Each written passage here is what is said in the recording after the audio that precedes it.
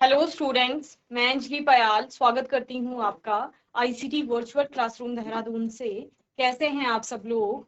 उम्मीद करती हूँ आप सब लोग अच्छे होंगे और अपनी लाइफ में बहुत बेहतर कुछ कर रहे होंगे। आज हम बात कर रहे हैं क्लास 11th की केमिस्ट्री की, और जैसा कि आप लोग जानते हैं चैप्टर 3 आप लोगों का यहाँ पर चल रहा है, classification of elements and periodicity in properties, यानी कि तत्वों का आवर्त वर्गीकरण। जो हम यहाँ पर तत्वों का वर्गीकरण और गुणों में आवर्तिता, जो आपका अध्याय का नाम है, वो हम यहाँ पर देख रहे थे। तो क्लासिफिकेशन से आप लोगों ने स्टार्ट किया था, जैसे कि अलग अलग प्रकार की क्लासिफिकेशन यहाँ पर देखी थी। फिर मॉडर्न पीरियोडिक टेबल जो आपकी है, जिसके अनुसार अभी तक आप तत्वों का वर्गीकरण देख रहे हैं, समूहों और आपके आवर्तों में जहां पर वर्गीकृत किया गया है तत्वों को। और इसके अंतर्गत आपने देखा जो मॉडर्न पीरियोडिक टेबल है, आधुनिक आवर्त सारणी है, उसको 4 मेन ब्लॉक्स में डिवाइड किया गया है, जिसमें कि आपका एस ब्लॉक आता है, P block, D and F block. ठीक है, ये 4 ब्लॉक में उसको विभाजित किया गया है। और ब्लॉक किस प्रकार से बन रहे हैं? उपकोषों के आधार पर। ठीक है, किसी भी तत्व का जो वो आखिरी इलेक्ट्रॉन है संयोजी कोश का, वो जिस भी उपकोष में जा रहा है उसको उस ब्लॉक के अंतर्गत रखा गया है। उस ब्लॉक के अंतर्गत आने वाले तत्वों की कुछ जनरल कैरेक्टरिस्टिक्स हैं जिनके बारे में हम लोगों ने बात की थी। ठीक है, तो जैसे कि एस ब्लॉक के एलिमेंट्स की बात की, पहले और दूसरे वर्ग के अंतर्गत जो तत्व रखे गए हैं वो एस ब्लॉक में आते हैं, जिनका general electronic configuration NS1 to 2 होता है। और इसके अलावा ये सारी लगभग मेटल है। और कैसी मेटल है? सॉफ्ट मेटल है, low melting and boiling point जो रखती हैं, हाईली रिएक्टिव होती हैं, आपकी बहुत अधिक अभिक्रियाशील होती है। Most of them impart colours to flame and generally form ionic compounds, ionic यौगिक के बनाते हैं। They are good conductors of heat and electricity, क्योंकि ये आपके क्या है, धातुएं हैं जनरली, तो एक अच्छे सुचालक होते हैं ऊष्मा के और विद्युत के। ओके, इसके अलावा हमने बात की थी पी ब्लॉक की। सेकंड ब्लॉक है जो कि आपका मॉडर्न पीरियोडिक टेबल में जो राइट साइड में आपके ग्रुप 13 to 18 आपके एलिमेंट्स हैं, वर्ग 13 से लेकर वर्ग 18 तक के जो तत्व हैं वो इस ब्लॉक के अंतर्गत आते हैं। और इनका जनरल इलेक्ट्रॉनिक कॉन्फ़िगरेशन जो होता है वो NS2 NP1 to 6 होता है। यहाँ पर वर्ग 13 से लेकर वर्ग 18 तक के तत्वों की आप बात कर रहे हैं, ये मोस्टली कोवेलेंट नेचर के होते हैं, वेरिएबल ऑक्सीडेशन स्टेट शो करती हैं। और आप पीरियड में चलने पर देखते हैं तो यहाँ पर क्या हो रहा है, नॉन मेटालिक कैरेक्टर इंक्रीज हो रहे हैं, जबकि आप मेटालिक कैरेक्टर की बात करते हैं तो वो इंक्रीज होता है जब आप ग्रुप में नीचे की ओर चलेंगे। ठीक है, एक वर्ग में नीचे की ओर चलने पर धात्विक गुणों में वृद्धि होती है, जबकि आवर्त में बाई से दाई ओर चलने पर आपके अधात्विक गुणों में वृद्धि होती है। ओके, ये आपने पी ब्लॉक के बारे में पढ़ा था। Then D block, D block क्या है? एस और पी ब्लॉक के बीच में जो सेतु का काम कर रहे हैं, एक ब्रिज की तरह काम कर रहे हैं, वो डी ब्लॉक एलिमेंट्स हैं। इनका जनरल इलेक्ट्रॉनिक कॉन्फ़िगरेशन आपका क्या होता है? N-1 D1 to 10 NS 0 to 2 इनका जनरल इलेक्ट्रॉनिक कॉन्फ़िगरेशन होता है। ये जनरली आपकी सारी धातुएं हैं और इनके जो मेल्टिंग और बॉइलिंग पॉइंट है वो हाई होते हैं। साथ ही आपने क्या बोला, ये मोस्टली कलर्ड आयन एग्जिबिट करते हैं, वेरिएबल वैलेंसी शो करती हैं और पैरामैग्नेटिक नेचर के होते हैं। साथ ही आपने क्या बोला, क्योंकि यहाँ पर आपको हाफ फिल्ड या इनकम्प्लीटली फिल्ड डी ऑर्बिटल्स दिख रही हैं, इस वजह से इनको ट्रांजिशन एलिमेंट और ट्रांजिशन मेटल यानी संक्रमण तत्व और संक्रमण धातुएं भी कहा जाता है। ओके, इसके अलावा हमने एफ ब्लॉक के बारे में पढ़ा था। एफ ब्लॉक में जहां पर हमने बोला कि उन सभी तत्वों का जो आखिरी इलेक्ट्रॉन होगा वो कहाँ जा रहा है, आपका एफ उपकोष में जा रहा है, यानी एफ सबशेल जो है उसमें एंटर कर रहा है। जनरल इलेक्ट्रॉनिक कॉन्फ़िगरेशन जो आपका था N-2 F1 to 14 N-1 D 0 to 1 and NS2 आपका इलेक्ट्रॉनिक कॉन्फ़िगरेशन होता है, जहां पर आपने बोला ये सारी लगभग आपकी धातुएं हैं। इसके अलावा क्या है, आवर्त सारणी में मॉडर्न पीरियोडिक टेबल है, आधुनिक आवर्त सारणी, उसमें जो नीचे 2 आवर्त बनाए गए हैं उन्हीं के अंतर्गत ये तत्व आते हैं। और लेंथेनम के बाद 57 परमाणु क्रमांक, लेंथेनियम के बाद सीरियम से लेकर ल्यूटीशियम तक, एंड एक्टिनियम 89 के बाद 90 थोरियम से लेकर के आपका 103 लोरेंशियम तक ये तत्व आपको देखने को मिलते हैं। और इनको इनर ट्रांजिशन एलिमेंट्स कहा जाता है, आंतरिक संक्रमण तत्व इन्हें कहा जाता है, क्योंकि इनमें पहले वाले में आपने बोला हाफ फिल्ड या इनकम्प्लीटली फिल्ड डी ऑर्बिटल्स है, यहाँ पर डी के अतिरिक्त एफ ऑर्बिट भी मिल रही है अंदर वाली, तो इसलिए इनको इनर ट्रांजिशन एलिमेंट्स कहा जाता है। ठीक है, आज के सेशन में बात करेंगे पीरियोडिक प्रॉपर्टीज क्या है आपकी, यानी जिन गुणधर्मों की बात आप कर रहे हैं वो गुणधर्म किस प्रकार से बदल रहे हैं उनके बारे में हम लोग बात करेंगे। पहली बात कि हम लोग फिजिकल प्रॉपर्टीज पढ़ते हैं, 10th क्लास में भी जब आयनिक कंपाउंड पढ़ रहे थे आप, तो वहां पर भी आपने फिजिकल प्रॉपर्टीज की बात की थी कि भौतिक गुण क्या होते हैं। तो वो भौतिक गुण आपके क्या हैं, जैसे आप मेल्टिंग पॉइंट की बात कर रहे हैं, बॉइलिंग पॉइंट की बात कर रहे हैं, डेंसिटी की बात कर रहे हैं, तो ये सारे आपके भौतिक गुणों के अंतर्गत आते हैं। तो तत्वों में भी जब आप देखते हैं एक तत्व से दूसरा तत्व किस प्रकार से भिन्न है, उनके बॉइलिंग पॉइंट में डिफरेंस आएगा, उनके मेल्टिंग पॉइंट में डिफरेंस आएगा, यानी गलनांक हो गया, क्वथनांक हो गया, घनत्व हो गया, हर एक चीज में अंतर आपको देखने को मिलेगा। जब आप एक पीरियोडिक टेबल में आप देखते हैं तो उसमें पीरियोडिसिटी का क्या मतलब है, जब आप वर्ग में चल रहे हो ऊपर से नीचे तो किस प्रकार से गुणधर्म बदल रहे हैं। ओके, जब आप आवर्त में चल रहे हैं बाएं से दाईं ओर तो किस प्रकार से आपके गुणधर्म बदल रहे हैं, वही आपकी पीरियोडिसिटी या आवर्तिता जिसे आप कह रहे हो। ठीक है, उसी के बारे में बात करेंगे। यहाँ पर हमने कुछ मेन आपके गुणधर्मों की बात की थी, जिसमें atomic and ionic radii, basically size की बात कर रहे हो कि अगर आप किसी आवर्त में चल रहे हैं तो परमाणु का आकार कैसे बदल रहा है, अगर आप वर्ग में चल रहे हो तो परमाणु का आकार कैसे बदल रहा है। ठीक है, आयनाइजेशन एंथैल्पी की बात कर रहे हैं कि एटम आपका या कोई भी तत्व का जो एटम है वो किस प्रकार से इलेक्ट्रॉन को डोनेट कर पा रहा है, इजीली कर पा रहा है या उसमें ज्यादा ऊर्जा की आवश्यकता लग रही है। जब भी किसी परमाणु से इलेक्ट्रॉन बाहर निकलेगा तो उस केस में ऊर्जा लगती है, ऊर्जा चाहिए होती है इलेक्ट्रॉन को बाहर निकालने के लिए, है ना। इलेक्ट्रॉन और प्रोटॉन क्या है, आपस में आकर्षण बलों से जुड़े हुए हैं, तो वो बल को तोड़ने के लिए उतनी एनर्जी देनी पड़ेगी। तो अब वो बल किस प्रकृति का है, वो डिपेंड करेगा, परमाणु के आकार पे भी डिपेंड करेगा। तो इस प्रकार से आपका क्या हो रहा है, उस आयनाइजेशन एंथैल्पी की बात करेंगे कि जब हम वर्ग में ऊपर से नीचे चल रहे हैं, आवर्त में इस तरह से चल रहे हैं, तो किस प्रकार से आपका की आयनाइजेशन एनर्जी या आयनाइजेशन एंथैल्पी बदल रही है। इलेक्ट्रॉन गेन एंथैल्पी, इलेक्ट्रॉन लब्धि एंथैल्पी भी आप कहा जाता है इसको, तो वो किस प्रकार से बदल रही है। इसके अलावा इलेक्ट्रोनिगेटिविटी, विद्युत ऋणात्मकता किस प्रकार से बदल रही है, इन सभी चीजों के बारे में हम लोग यहाँ पर बात करेंगे। ओके, तो सबसे पहले बात करते हैं एटॉमिक एंड आयनिक रेडियाई की, जिसमें हम एटॉमिक रेडियाई को लेकर चलेंगे, यानी परमाणु त्रिज्या। ओके,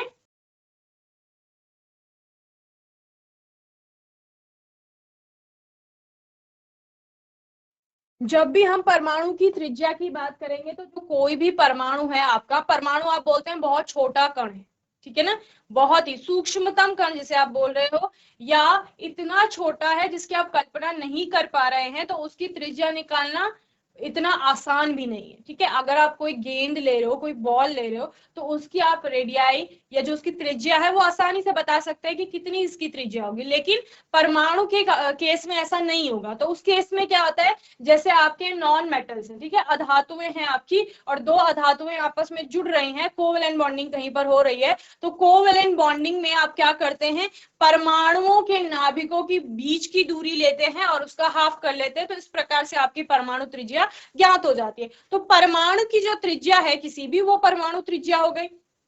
अब परमाणु त्रिज्या है क्या, बेसिकली देखो, कोई भी परमाणु की जब आप बात कर रहे हो, परमाणु में क्या है, यहाँ नाभिक है जिसमें कि पॉजिटिव चार्ज आपका होता है, और बाहर क्या होते हैं, कोश होते हैं। कोश मानते हो ना आप, जिनमें इलेक्ट्रॉन होते हैं, यहाँ को इलेक्ट्रॉन है। तो जब आप परमाणु की त्रिज्या की बात कर रहे हैं तो इस नाभिक से लेकर ये बाह्यतम कोश जो है, इसकी बीच की जो दूरी है वही आपकी क्या है, त्रिज्या। स्मॉल आर से मैं इसको रिप्रेजेंट कर रही हूं, यहाँ पर स्मॉल आर क्या है, आपका त्रिज्या है। तो त्रिज्या बेसिकली क्या है, परमाणु के नाभिक से वो बाह्यतम कोश के बीच की दूरी है, ठीक है ना। अब ये किस प्रकार से बदल रही है, जब हम किसी परमाणु की बात कर रहे हैं तो परमाणु में कोशों की संख्या बदलेगी, अलग अलग परमाणु के लिए कोशों की संख्या अलग अलग हो सकती है। क्यों, क्योंकि उसमें नंबर ऑफ इलेक्ट्रॉन्स आपके चेंज हो रहे हैं, परमाणुओं के अंतर्गत इलेक्ट्रॉनों की संख्या बदल रही है, ठीक है। तो उसी पर आपका क्या निर्भर करेगा, परमाणु का आकार निर्भर करेगा। अब अगर सपोज यहाँ पर 3 कोश है, कोई और परमाणु है यहाँ पर, इसमें एक ही कोश है, तो इसकी त्रिज्या क्या हो जाएगी, इसकी त्रिज्या कम हो जाएगी, इसके लिए आर का मान क्या हो जाएगा, कम हो जाएगा। दिख रहा है ना आपको, यहाँ पर कोश ज्यादा हो गए तो परमाणु का आकार बढ़ गया, यहाँ पर कोश क्या है, कम है, तो परमाणु का आकार आपका छोटा है। कोश का बढ़ना या कोश का कम होना कैसे हो रहा है, उसमें उपस्थित इलेक्ट्रॉनों की संख्या के कारण हो रहा है कि इलेक्ट्रॉनों की संख्या कितनी है। क्योंकि इसमें इलेक्ट्रॉनों की संख्या ज्यादा है, इस वजह से क्या हो रहा था, यहाँ पर हमें अलग अलग कोश चाहिए थे इलेक्ट्रॉनों को रखने के लिए। यहाँ पर इलेक्ट्रॉनों की संख्या कम होगी, इसीलिए एक ही कोश में आ गए। क्लियर। देन अब क्या होगा, ये तो केस हो गया जब कोशों की संख्या अलग अलग है, वहां पर आपने बोल दिया कि जिसमें ज्यादा कोशों की संख्या उसका परमाणु का आकार बढ़ गया। लेकिन कहीं पर अगर परमाणु के जो कोश हैं, परमाणु के अंतर्गत जो कोशों की संख्या है, सपोज वो समान है, तो फिर उस केस में क्या परमाणु का आकार नहीं बदलेगा या परमाणु की त्रिज्या जो है वो नहीं बदलेगी? बदलेगी। कैसे बदलेगी? क्योंकि अगर आप एक कोश में बोल रहे हैं यहाँ पर एक ही इलेक्ट्रॉन है, 3 यहाँ पर कोशें थी टोटल इस परमाणु में, इसके बाह्यतम कोश में 1 इलेक्ट्रॉन है, मैं इसमें एक और कोश ले लेती हूँ, एक और परमाणु ले लेती हूँ, इसमें भी 3 ही कोश है, लेकिन इसमें इलेक्ट्रॉनों की संख्या सपोज बढ़ गई है, तो यहाँ पर क्या होगा, आपका आकर्षण बल बढ़ जाएगा।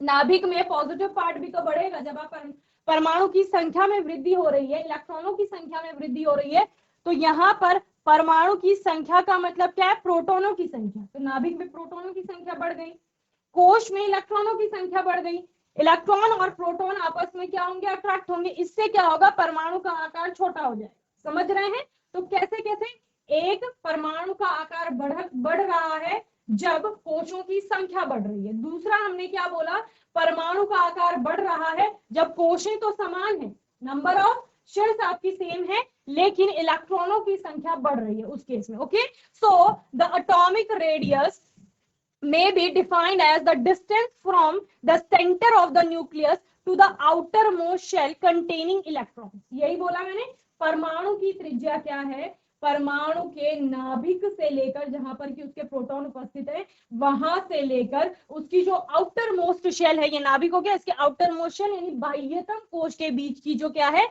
डिस्टेंस है, दूरी है, उसी को क्या कहा जाता है, परमाणु का की त्रिज्या कहा जाता है, एटॉमिक रेडियस जिसे आप कह रहे हैं।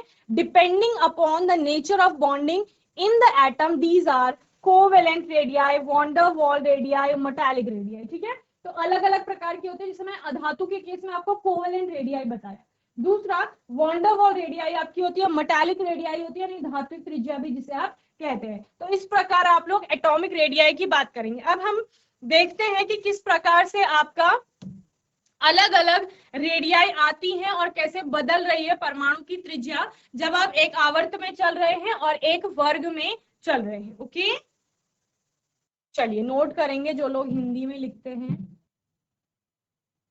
परमाणु के नाभिक से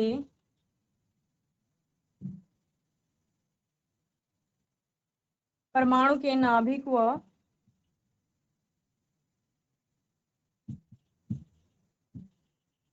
परमाणु की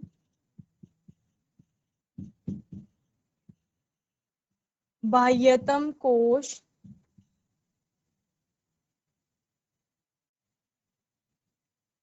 के बीच की दूरी को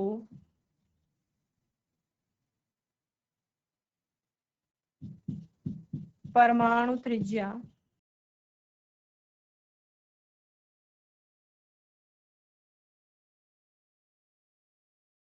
कहा जाता है। ठीक है, यह कहते हैं।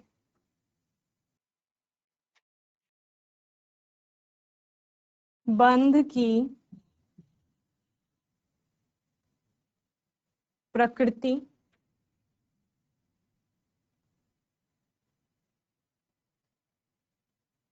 के आधार पर ये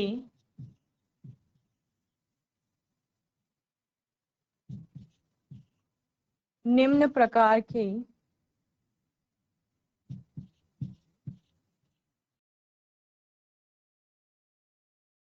कौन कौन से सहसंयोजी त्रिज्या या सहसंयोजी जक त्रिज्या,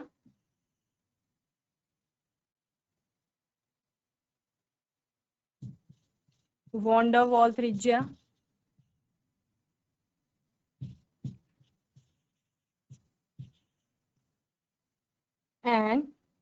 धात्विक त्रिज्या, आयनिक त्रिज्या भी आप पढ़ेंगे अभी।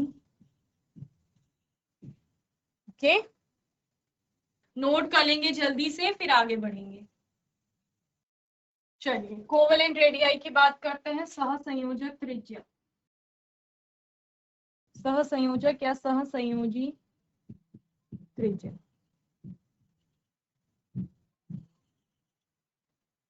तो कोवेलेंट बॉन्डिंग आपको पता ही है, कोवेलेंट बॉन्डिंग में होता क्या है। चलिए, माइक ले लीजिए। जीआईसी पुभाऊ। Hello, yes, good morning ma'am. Very good morning. क्या नाम है बेटा। Ma'am Kiran. Kiran. Kiran, covalent bond किसे कहते हैं। सहसंयोजी आबंध। सहसंयोजी आबंध किसे कहा जाता है। जिसमें सिंगल बॉन्ड होते हैं। सिंगल बॉन्ड होते हैं, और डबल बॉन्ड भी होता है कोवेलेंट बॉन्ड में, ट्रिपल बॉन्ड। चलिए, तो ये आपने टाइप्स पाई बताए। बॉन्ड होते हैं, सिग्मा बॉन्ड होते हैं। Very good, sit down. Very good Kiran, तो जो आपने बताया वो टाइप्स था कोवेलेंट बॉन्ड का। ठीक है, कोवेलेंट बॉन्ड के टाइप्स हैं, single covalent bond, double covalent bond, triple covalent bond. मेरा क्वेश्चन क्या था, कोवेलेंट बॉन्ड होते क्या है। कोवेलेंट बॉन्डिंग कहीं पर हो रही है तो वहां पर क्या हो रहा होगा। चलिए, तो कोवेलेंट बॉन्डिंग में आपको याद होगा 10th क्लास में आपने पूरा चैप्टर पढ़ा कार्बन के ऊपर। कार्बन वाले चैप्टर में आपने कार्बन एंड इट्स कंपाउंड करके आपका चैप्टर था। उस चैप्टर में आपने कोवेलेंट बॉन्ड के बारे में पढ़ा था, उसका नेचर पढ़ा था और उसके टाइप्स भी पढ़े थे। तो कोवेलेंट बॉन्ड आपका क्या होता है, कहीं पर भी, वहां पर आपने कार्बन के रिस्पेक्ट में देखा था, कहीं पर भी क्या हो रहा है, इलेक्ट्रॉनों की शेयरिंग वहां पर हो रही है, साझेदारी हो रही है अपना अष्टक पूरा करने के लिए, तो उसको कोवेलेंट बॉन्ड कहा जाता है। ठीक है, इलेक्ट्रॉनों की साझेदारी के कारण जो बंध बन रहे हैं, जो किरण ने बोला वो टाइप थे। अगर कहीं पर एक जोड़ी इलेक्ट्रॉनों की साझेदारी हो रही है तो वहां पर सिंगल कोवेलेंट बॉन्ड बनता है। दो जोड़ी इलेक्ट्रॉनों की साझेदारी हो रही है तो डबल कोवेलेंट बॉन्ड बनता है, और तीन जोड़ी आपके इलेक्ट्रॉनों की साझेदारी हो रही है तो ट्रिपल कोवेलेंट बॉन्डिंग वहां पर हो रही होती है। ठीक है ना, तो ये आपका कोवेलेंट बॉन्डिंग के टाइप्स हो गए ना। कोवेलेंट रेडियाई की बात कर रहे हैं हम लोग। सहसंयोजक त्रिज्या है क्या, 1/2 of the distance between the centres of the nuclei of two adjacent similar atoms joined to each other by a single covalent bond is known as covalent radii। क्या कहा गया, एकल बंध के द्वारा जुड़े हुए जो से एक जैसे परमाणु हैं, उनके नाभिकों के बीच की जो दूरी होगी उसका आधा कर लिया जाएगा तो वो क्या कहलाएगी, आपका कोवेलेंट रेडियाई कहा जाएगा। ठीक है, क्या कहा गया, कोई भी दो, सपोज कोई दो आपके एटम हैं, ये आपका एक एटम है और ये आपका कोई दूसरा एटम है। ठीक है, ये इस प्रकार से आपका क्या हो रहे हैं, कोवेलेंट बॉन्ड्स के द्वारा जुड़े हुए हैं। ठीक है ना, ये कोवेलेंट बॉन्डिंग हो रही है। तो ये इसका नाभिक है, इसको मैं ए नाम दे देती हूँ, इसको मैं बी नाम दे देती हूँ। सपोज दो परमाणु है,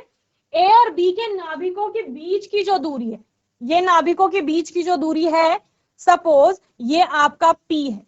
ठीक है ना, तो इस पी का हम क्या कर देंगे, इस पी का हम हाफ कर देंगे, वन हाफ लिखा है, 1/2 ऑफ द डिस्टेंस, इसका आधा कर दिया, इस डिस्टेंस का आधा कर दिया, यही क्या है, कोवेलेंट रेडियाई है। Okay, so 1/2 of the distance between the centres of, distance between यानी दूरी जो है बिटवीन, बीच में किसके, सेंटर्स ऑफ, केंद्र में, किसके केंद्र, जो वो दो एटम आपस में जुड़े हुए हैं उनके, the nuclei of two adjacent similar atoms joined to each other by a single covalent bond is known as covalent radii। example, chlorine का दिया हुआ है, Cl के बीच में बॉन्ड डिस्टेंस है 198 पिकोमीटर, कोवेलेंट रेडियस कितनी होगी, इसका आधा कर दिया जाएगा तो Cl की कोवेलेंट, ये तो दो एटम है आपके, यहाँ पर दो एटम्स की बात हो रही है कि एक Cl ये है, एक Cl ये है। ठीक है ना, इन दोनों के नाभिकों की बीच की दूरी ले लेंगे और उसका आधा कर देंगे तो वो एक Cl की क्या हो जाएगी, कोवेलेंट रेडियाई हो जाएगी, क्योंकि हम एक परमाणु की बात कर रहे हैं यहाँ पर और उसकी परमाणु त्रिज्या की बात कर रहे हैं। ओके, चलिए नोट करिए जल्दी से।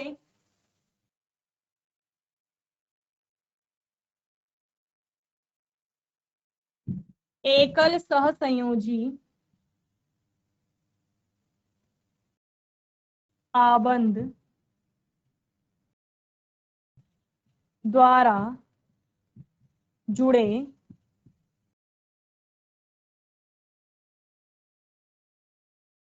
परमाणुओं के नाभिक की बीच की दूरी, नाभिक के बीच की दूरी लिखेंगे,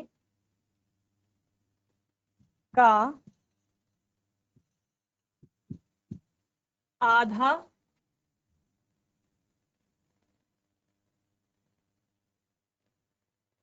सह संयोजक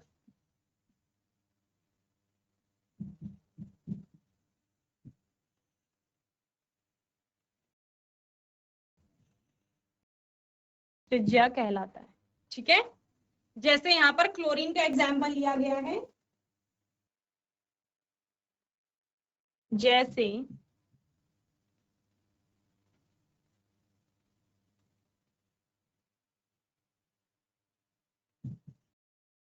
Cl2 अणु के लिए बंध दूरी 198 पिकोमीटर है, अतः Cl की परमाणु त्रिज्या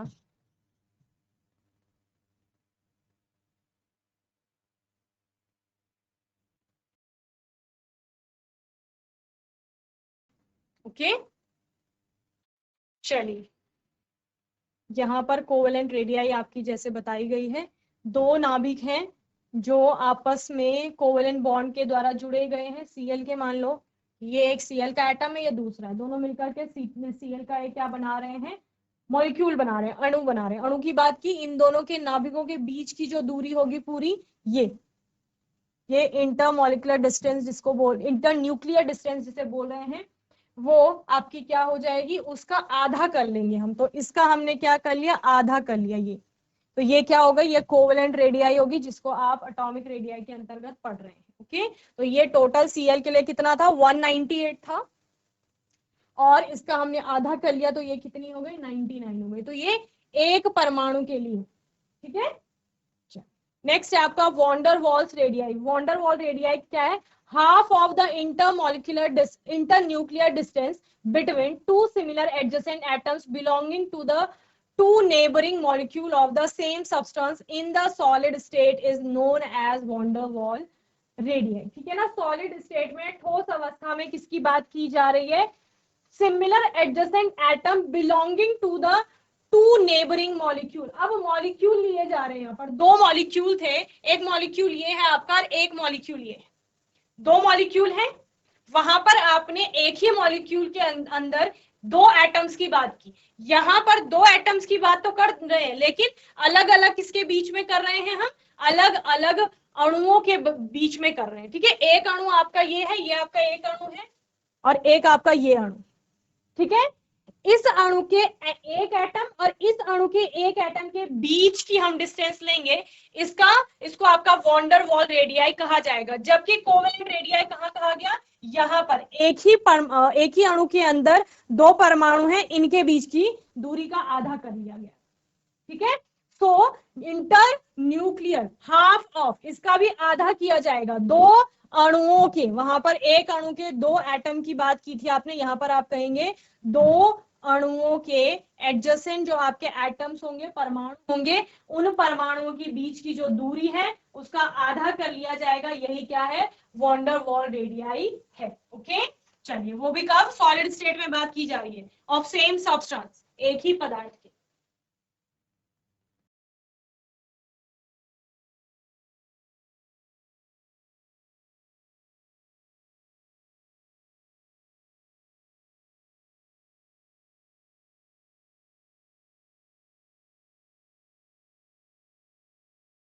ठोस अवस्था में एक पदार्थ या एक ही पदार्थ के दो अणुओं के निकटवर्ती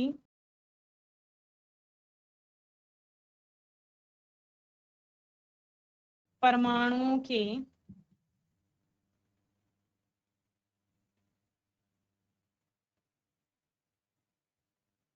नाभिक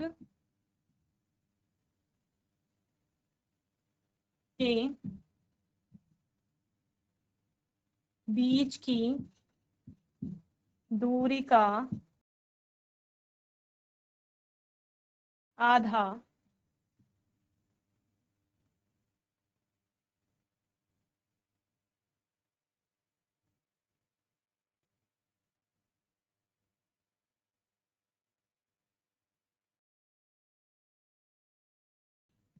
वॉन्डरवॉल त्रिज्या कहलाता है, या आप लिख सकते हैं कि उसका आधा करने पर वॉन्डरवॉल त्रिज्या का आकलन किया जाता है। ओके, जैसे इस केस में लिया है आप लोगों ने।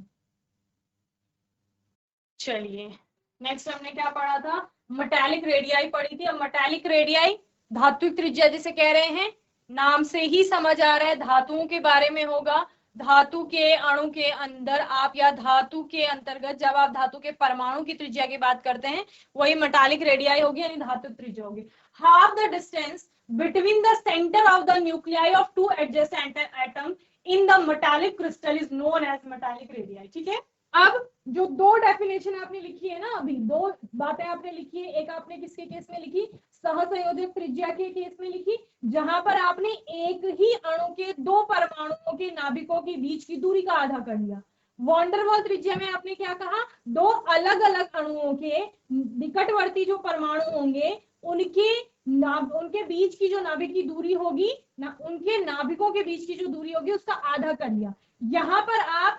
यहाँ पर भी परमाणु लेंगे, लेकिन धातुओं के परमाणु होंगे, एक ही धातु के परमाणु होंगे और उनके नाभिक के बीच की दूरी का आधा कर लेंगे। तो क्या कहा गया, the half distance between the centre of the nuclei of two adjacent atom in metallic crystal, धात्विक क्रिस्टल के जो दो निकटवर्ती परमाणु होंगे, उन परमाणुओं के नाभिकों की बीच की दूरी का आधा कर लेंगे, और इसी को क्या कहा जाएगा, मेटालिक रेडियाई कहा जाएगा। as we move from left to right in a period, the atomic radius decreased due to an increase in effective nuclear charge ZEF along the group. As we move from top to bottom, atomic radius increases due to increase in principal quantum number, which causes an increase in the number of shells and increase in shielding effect. Okay, तो क्या समझे, जो ये इतना portion बताया गया है ना, जब परमाणु की त्रिज्या शुरू कर रही थी उस टाइम पर ये बात बता दी थी मैंने, क्या कि जब क्या हो रहा है, परमाणु के में कोशों की संख्या बढ़ रही है तो आपका क्या होगा, परमाणु का आकार बढ़ेगा। लेकिन अगर कोशों की संख्या समान है, उस केस में क्या होगा, अगर कोश में इलेक्ट्रॉनों की संख्या बढ़ेगी तो वहां पर आपका जो इफेक्टिव न्यूक्लियर चार्ज है, नाभिक में मैंने बोला प्रोटॉनों की संख्या बढ़ जाएगी और कोशों में इलेक्ट्रॉनों की संख्या बढ़ गई है, तो नाभिक और इलेक्ट्रॉनों के बीच में आकर्षण बल लगेगा, जिसके कारण क्या होगा, परमाणु का आकार घटेगा। तो ये दो केस कब होते हैं, जब आप पीरियड में चलते हैं, आवर्त में चलते हैं, तो आवर्त में आपको चलने पर क्या दिखता है, देखो लिथियम से नियोन तक चल रहे हैं तो परमाणु का आकार धीरे धीरे घट रहा है। क्यों, क्योंकि कोशों की संख्या समान है। यहां पर कोशों की संख्या आपकी समान होगी, दो ही कोश आपको देखने को मिल रहे हैं। इसके बाद आप क्या करेंगे, इसके बाद आप लोग देखते हैं कि कोशों की संख्या समान है लेकिन इलेक्ट्रॉनों की संख्या बढ़ रही है। क्यों, क्योंकि परमाणु का क्रमांक बढ़ रहा है ना, यही तो बोला आपने पीरियोडिक टेबल में, क्या बोला था मॉडर्न पीरियोडिक टेबल में, परमाणु क्रमांक के बढ़ते हुए क्रम में हम तत्वों को व्यवस्थित कर रहे हैं, यानी परमाणु क्रमांक के बढ़ने का मतलब है इलेक्ट्रॉनों की संख्या बढ़ रही है। क्योंकि कोश बराबर हैं, कोश आपके दो ही हैं, लेकिन आपके नंबर ऑफ इलेक्ट्रॉन्स इंक्रीज कर जाएंगे, किसी में एक है, किसी में आपका 2, 3, 4 है, तो यहां पर इफेक्टिव न्यूक्लियर चार्ज बढ़ेगा।